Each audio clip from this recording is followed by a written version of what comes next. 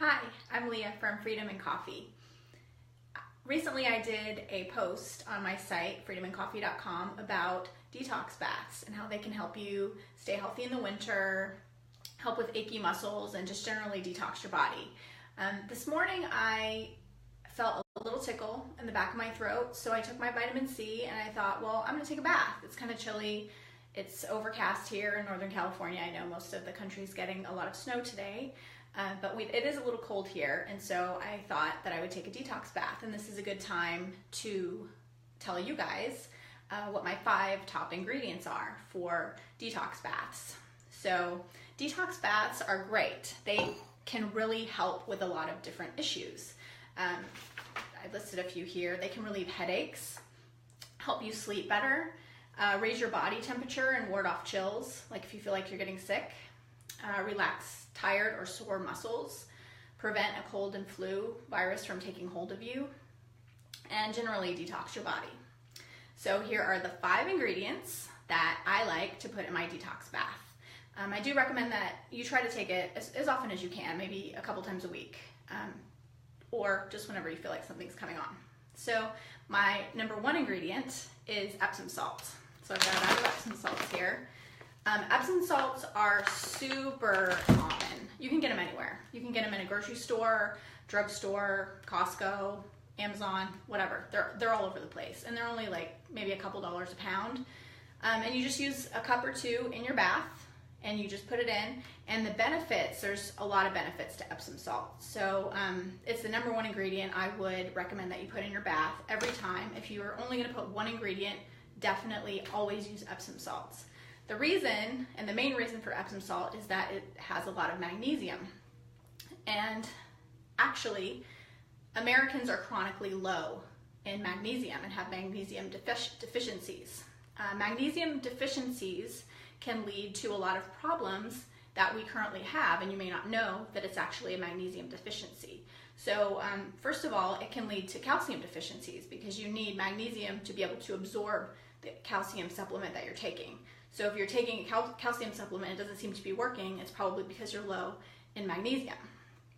Other symptoms of low magnesium are being stressed out all the time, anxiety, depression, insomnia, fatigue. There's lots of things that can be as a result of a deficiency in magnesium. So definitely you want to get your magnesium intake up, and it's not going to hurt at all. So there's lots of magnesium supplements on the market. There's powders, there's drinks, there's pills, tablets, all kinds of things. But magnesium is kind of difficult to absorb when you take it orally. Like when you swallow a pill, you don't always necessarily absorb all of the magnesium that you're taking. And it can cause other like digestive issues and that kind of thing. So my favorite way to absorb magnesium is in an Epsom salt bath. So Epsom salts are cheap, easy to get, and they have tons of magnesium, and it's very easy to absorb through your skin because actually 70% of what touches your skin is absorbed into your bloodstream directly. It doesn't have to go through your stomach or your intestines. It goes directly into your bloodstream, which can be a good thing and a bad thing, as you can imagine. So Epsom salts are great. Magnesium is great, and definitely take a bath and use Epsom salts. The second thing that I like to use is essential oils. So I have a few here. I've got cinnamon, I've got lavender, which helps you relax. I've got lemon eucalyptus, kind of an immune booster. I've got rose geranium because I love the smell, it's my favorite. And I've got there's blends. So I've got like a good night blend, which if you're taking it right before you go to bed, it can help you relax and go to sleep. So I like those because they smell good, and aromatherapy can also help you to relax, and it has other benefits, lots of benefits to the different kinds of essential oils. So you can definitely research that. I also like to add clay. So this is kind of an uncommon ingredient.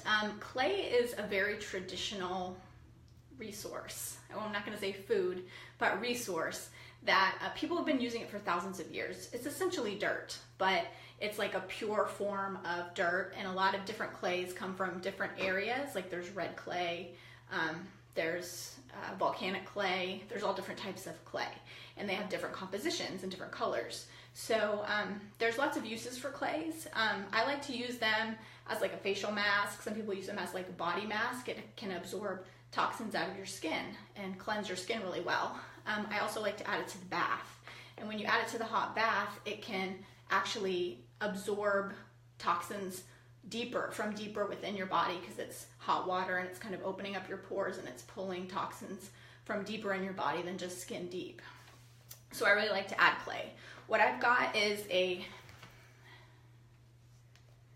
have it in a different container, so it's not in the actual container, but it's a French green clay. I think that's backwards for you, but it's a French green clay. And I like this one just because it's like super fine and it kind of gets dissolved into the water when it's real hot. So it's not like, it's not like dirty water. It's just kind of like, it's a little bit darker than just clear water, but it's absorbed into the water. So I like to use that as a detox as well. The last thing, what's that? It's number 3. All right, I also like to use kelp powder. So besides magnesium, Americans are also very deficient in iodine, okay? And I guess it was probably the 20s or 30s when people realized that we were deficient in iodine, and a lot of people were getting diseases like goiter and cretinism, and it can cause infertility and a lot of things that they were noticing. So they added iodine to our table salt. So now we don't see as much of those very obvious diseases, but we are seeing that we still do have a deficiency in iodine. And what that can also cause is, like I said, low fertility. It can also raise infant mortality, which is scary. Another thing it can do is it can damage your thyroid. Your thyroid is pretty dependent on getting iodine. It's an essential nutrient, and your thyroid really needs it. So if you suspect that you have thyroid issues, I would definitely take an iodine supplement because it's not going to hurt. Like iodine, it's super hard to overdose on iodine. So you could add all natural sea salt, but I would also add some maybe safe seaweed.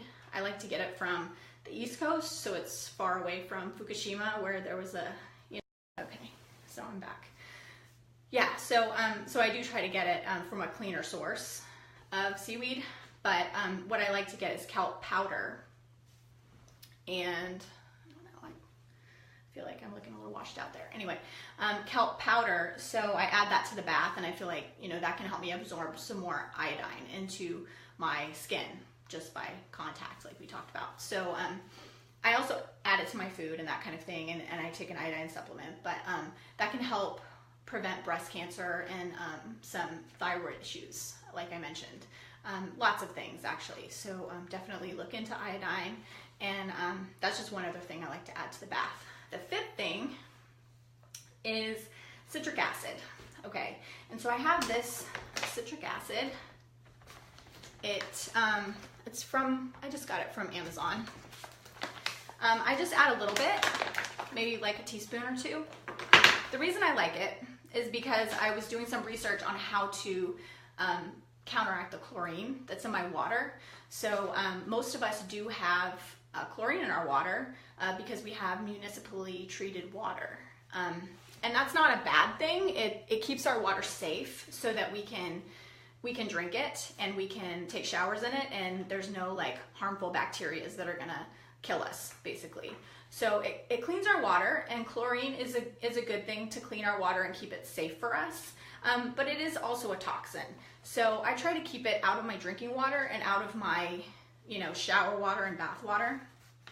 So most of us do have a water filter for the water that we drink, and I also have a filter on my shower, but for the bath, I didn't have anything. So I looked into options, and I saw that citric acid can help to neutralize the chlorine. So I just add a little bit of that, and it helps to neutralize that toxin. So I'm not also absorbing a bunch of chlorine with the other good things that I'm absorbing in my bath. And I have a bonus ingredient, bubbles. I like bubbles in my bath. So I did draw a bath here, and I can show you. It's a little bubbly, right? Gonna jump in there in a second. So I like to use a lot of bubbles. You know, it's soap and there's sodium lauryl sulfate or whatever that they talk about is harmful or whatever that you're absorbing in your skin. So I try to find a more clean ingredient to make the bubbles. So I found Dr. Bronner's, which I love Dr. Bronner's stuff, Sal's Suds. It foams up, unlike the other soaps that Dr. Bronner makes in his bottles. What's it called? Castile soaps. Those don't really foam at all. They just kind of get in your water, and you can use them for cleaning and stuff. But this one suds up, so I like it a lot for bubbles. It just bubbles up really good in the water. So those are the 5 ingredients and 1 bonus ingredient for your detox bath. And like I said, I do recommend that you take a detox bath at least maybe once a week in the winter, and it will keep you well in the winter. I feel better right away every time I take one. So let me know if you have any other ingredients that you like to put into your bath, and I will see you next time. Thanks. Leah from freedomandcoffee.com.